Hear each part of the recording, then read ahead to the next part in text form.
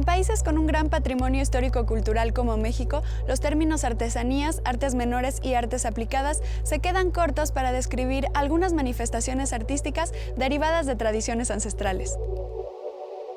Ante la obra de algunos de nuestros artesanos, cabe plantearnos la posibilidad de que en realidad el arte no existe, sino que solo existen artistas.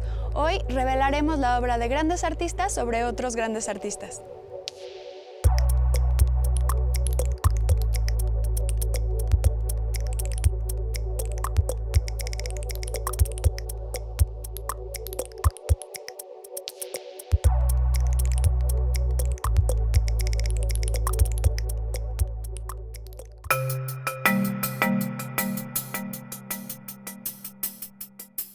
En la entrada del Museo del Louvre en París se encuentra la obra del único mexicano en este museo.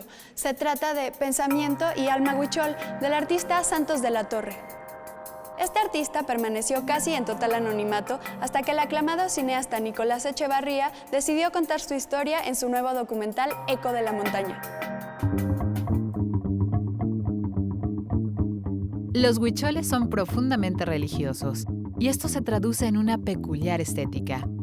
Su cosmovisión está plasmada en cada uno de los diseños y colores que seleccionan para representar la relación del maíz, el venado y el peyote. Santos de la Torre es un artista huixárica con una disposición especialmente sensible ante el mundo. En 1997 fue comisionado para crear un mural que conmemorara la relación e intercambio de los metros de la Ciudad de México y París. El mural titulado Pensamiento y alma huichol fue colocado en la estación Palais Royal Louvre. Sin embargo, Santos de la Torre ni siquiera fue mencionado en la ceremonia de develación y solo se le remuneró por su mano de obra. La magnitud y riqueza del mural, así como la omisión de su creador, fue lo que llamó la atención del cineasta Nicolás Echevarría, quien decidió contar la historia de este gran artista huichol, a quien no se le ha hecho el debido reconocimiento. Mi interés por Santos de la Torre inicia en el descubrimiento de un mural que está en la entrada del Museo del Louvre en París. Yo siempre me ha gustado estar en contacto con los huicholes. Mis primeras películas fueron también sobre los huicholes y he tenido una relación bastante estrecha desde los inicios de mi carrera con los huicholes, ¿no? Y bueno, investigando quién había sido el artista, descubrimos que había sido un regalo del presidente Zedillo a Chirac, al presidente de Francia, en una visita de Estado que hizo Zedillo a Francia. Santos de la Torre inicia un peregrinaje a Wirikuta de 620 kilómetros a través de la ruta del peyote para pedir permiso a los dioses y comenzar su nuevo mural en el que representa la historia, mitología y prácticas religiosas del pueblo huichol. Lo que es muy importante es que ellos han conservado esta tradición por cientos de años, ¿no? Los rituales, obviamente, yo creo que han variado, ¿no? Porque son costumbres que se van heredando de generación en generación.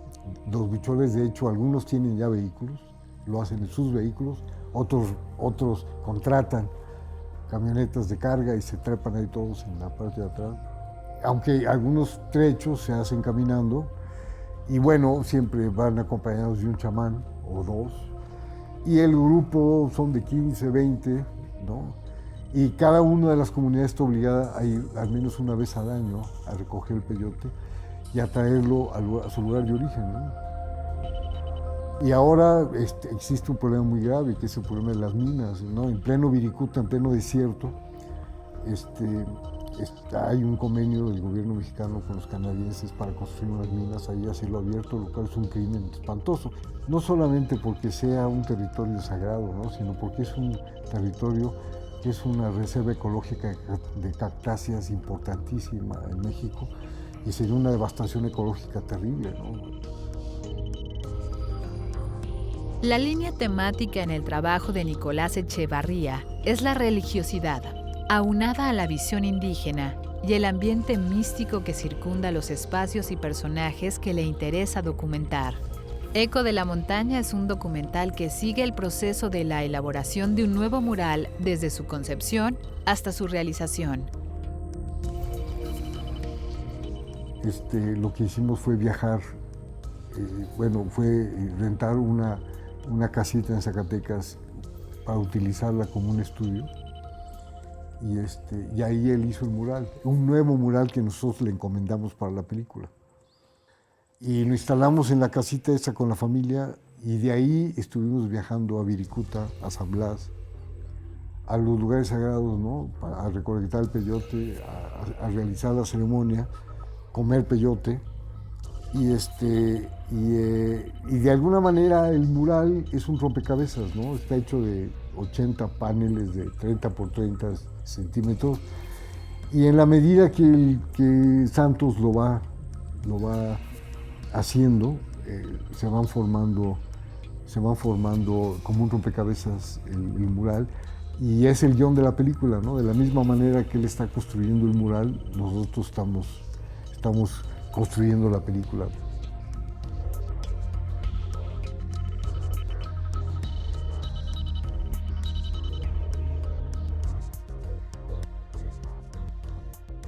Y bueno, mi enfoque es más como un cineasta, ¿no? Como un contador de historias a través de imágenes, ¿no? Más que profundizar por el lado antropológico o etnológico.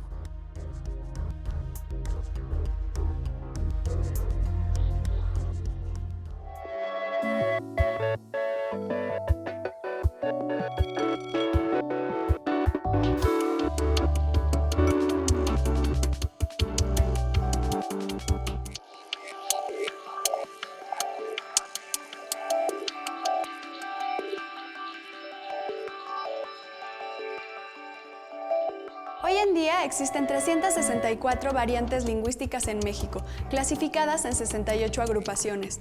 Más de la mitad de estas lenguas se encuentran en un estado de extinción acelerada. Con la desaparición de una lengua se pierde también la cosmovisión y la cosmogonía de todo un pueblo. Como respuesta a esta seria problemática, el proyecto 68 Voces busca fomentar su uso mediante una serie de cuentos narrados en su lengua originaria.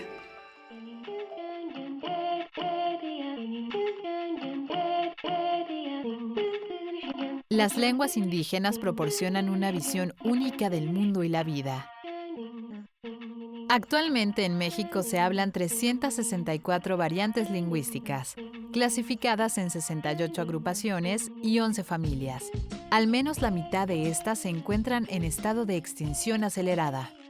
Al desaparecer los dialectos originarios, también se pierde la cosmogonía y los mitos fundacionales únicos de cada pueblo.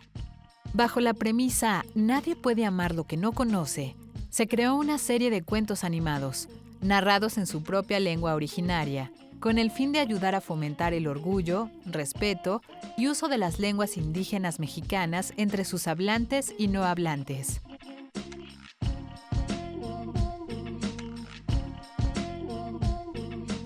El origen de este proyecto fueron varias cosas. Una, como mi interés de hacer cosas sociales, siempre poder retribuir a partir del diseño y la animación algo a los demás, que sí tenga como un fin todo esto. Y otras dos cosas fueron mi servicio social. Estudié en la Ibero y mi servicio social fue en Mérida, y trabajamos con varias zonas de ahí, varias comunidades de ahí, y estaba súper triste ver a los niños que les daba pena hablar maya.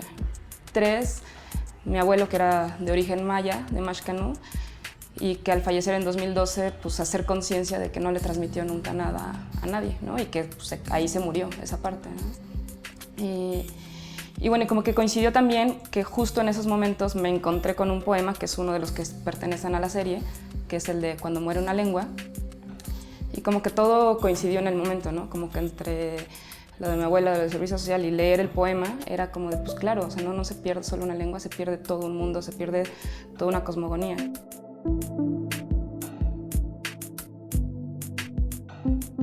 En esta serie se retratan 7 de estas 68 visiones del mundo: huasteco, maya, mixteco, náhuatl, totonaco, yaqui y zapoteco, a través de la perspectiva de 7 escritores y 7 ilustradores gráficos. Cada uno de los autores son propios de la región. Desde su mismo cuento ya está implícito esta parte de la cosmogonía, ¿no? Por ejemplo, la del conejo que llegó a la luna, o de los zapotecos, de Nestrosa, de cómo es que esperan la temporada de lluvias, ya son propios de su cosmogonía. En el proceso me estuvo ayudando mucho el INALI, y la selección fueron como 3 parámetros también. Uno, que las lenguas, que no estuviera centralizado, sino sí tomar lenguas de todas partes del país, o sea, norte, sur, centro. Ver también cuáles eran las que tienen mayor número de hablantes y las que menos hablantes tienen. Y sobre todo también ya a la hora de la investigación, pues las que más se prestaban a animar para una mejor narrativa gráfica y que también pudieran enganchar mejor con la gente. Los cuentos están dirigidos a hablantes y a no hablantes, pero principalmente no hablantes, que somos la mayoría de la población. También el propósito del proyecto era el fomento a las lenguas, el fomento al uso, al respeto, y sobre todo con esta batalla contra la discriminación, obviamente, ¿no? Que ahí sí es más hacia los que no hablamos todas estas lenguas, para respetar a todas estas comunidades, y todos los que sí la hablan, que también sientan este orgullo de esta cultura que tienen, y que siempre se buscó en el proyecto esta inclusión y no caer tampoco como en los clichés, ¿no? De tan mexicanos somos nosotros como ellos, como los que viven en cualquier otro lugar, los de la sierra, los de las lomas, los que quieras, todos somos igual, y con los mismos derechos, con las mismas obligaciones.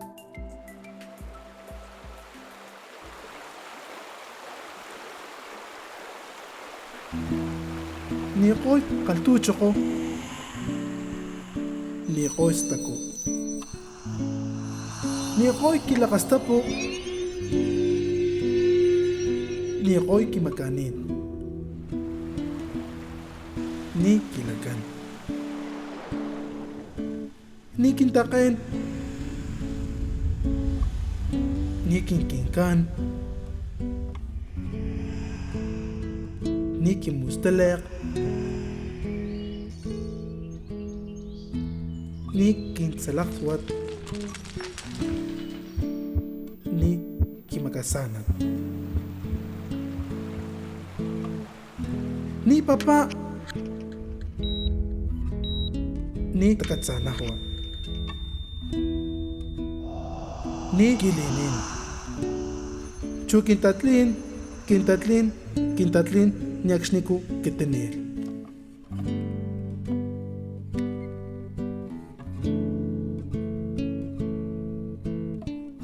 El Museo Nahuacalli fue diseñado por Diego Rivera para albergar su importante colección de arte prehispánico. Él deseaba crear un espacio en donde se llevaran a cabo diversas manifestaciones artísticas en una atmósfera que recupera la esencia de lo mexicano.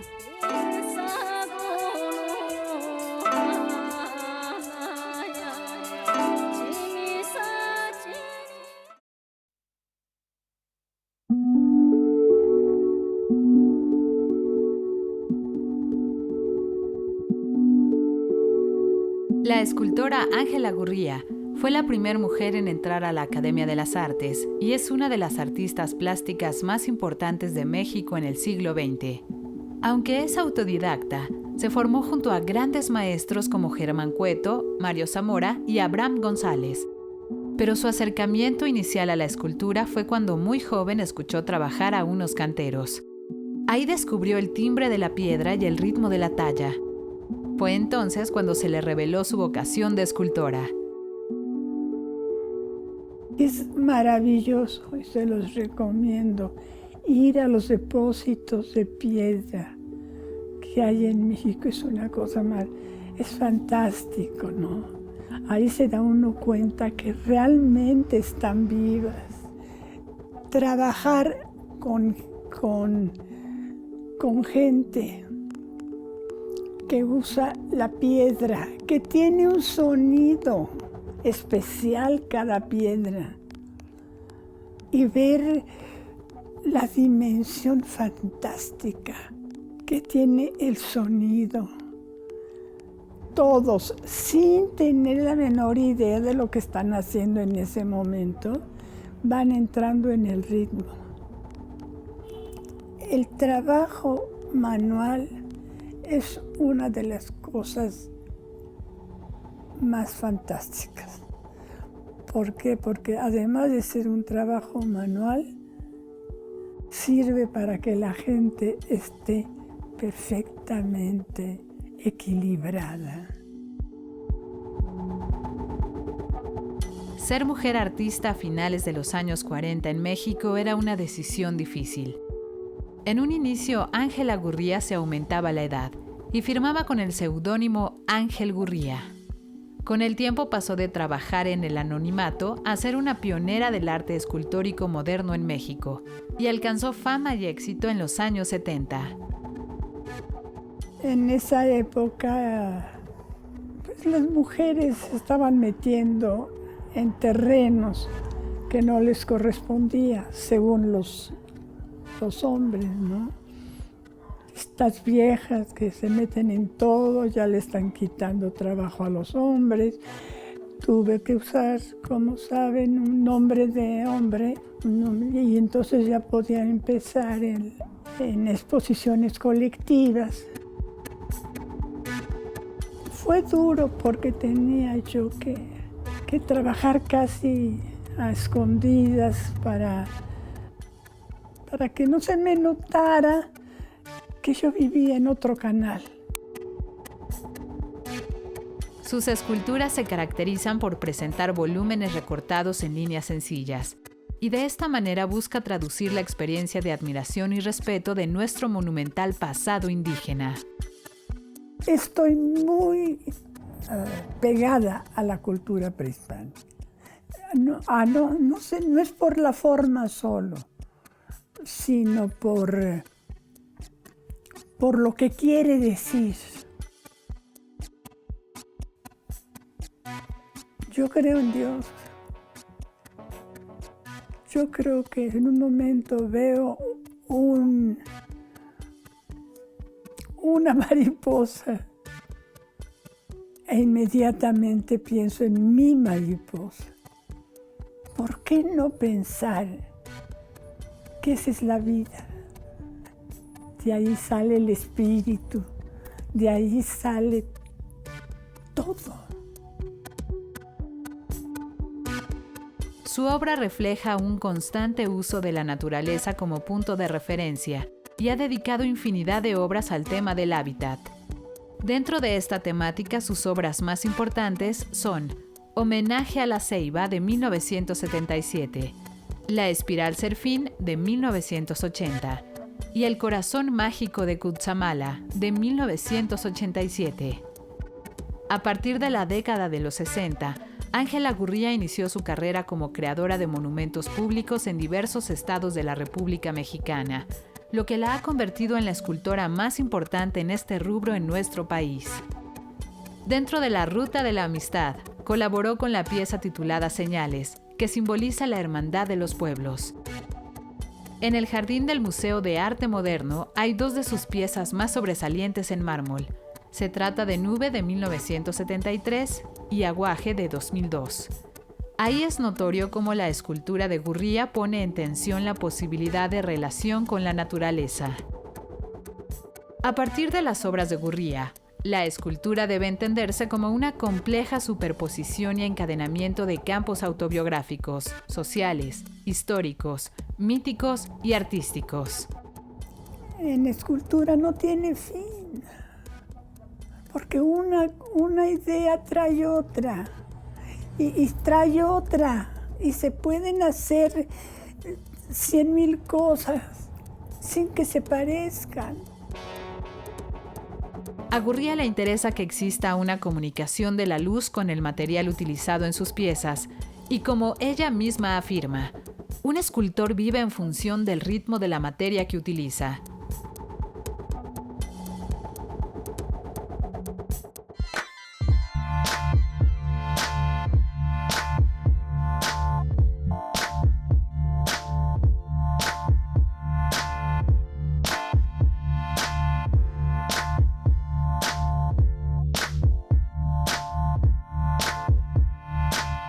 Cactli Cacle es un proyecto de la artista Claudia Fernández dedicado a la revaloración estética del huarache, como parte de una iniciativa más amplia para difundir el trabajo de artesanos mexicanos cuya labor está en peligro de desaparecer.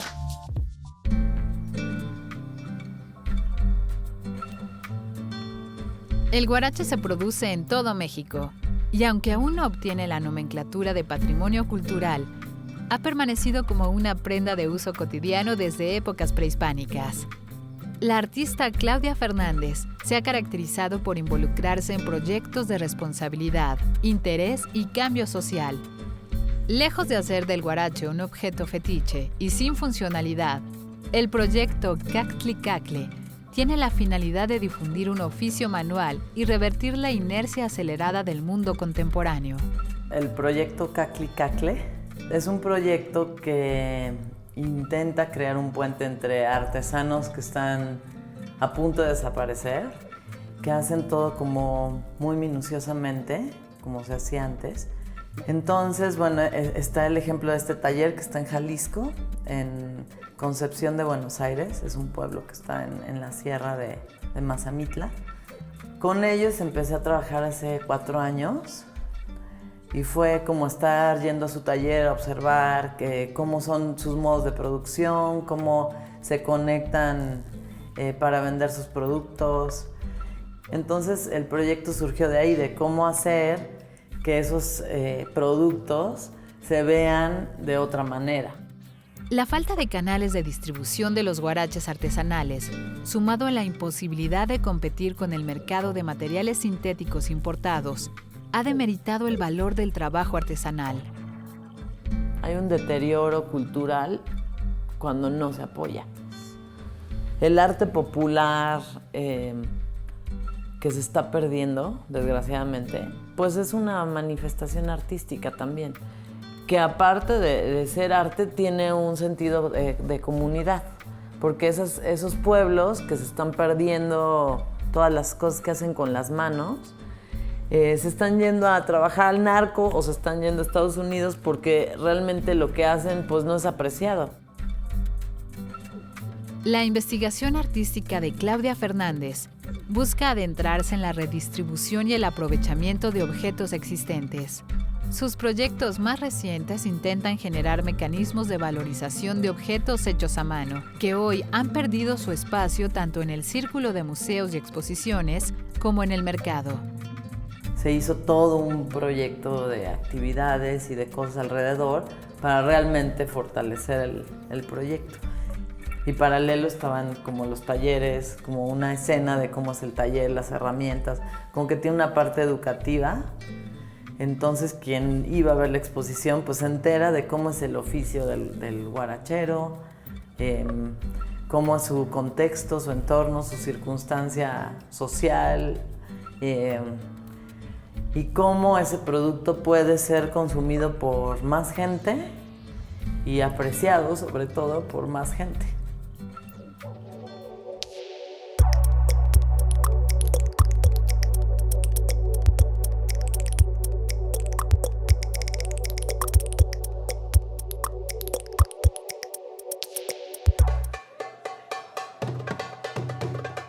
La historia de Ashik Kerif se basa en una leyenda popular de Azerbaiyán, en donde un joven está decidido a casarse con su amada y en lugar de llevar dinero para pedir su mano, lleva una canasta de flores. El padre de la novia se rehúsa a esta unión y es ahí cuando el joven, Ashik Kerif, comienza un largo viaje de 1001 días para ir haciendo una fortuna. Esta película de 1988 es la última del director soviético armenio Sergei Parajanov, y su estilo se basa en resaltar el folclore de Azerbaiyán a través de la música y el color, como si se tratara de un cuento ilustrado. El diálogo de los personajes es mínimo y los cambios de la historia se narran con textos. El trabajo de Parajanov se caracterizaba por ser una ilustración de diversas culturas, y en Ashik Kerif, la ropa, la música, las danzas y el arte presentes en cada escena son una exaltación de la cultura del pueblo de Azerbaiyán.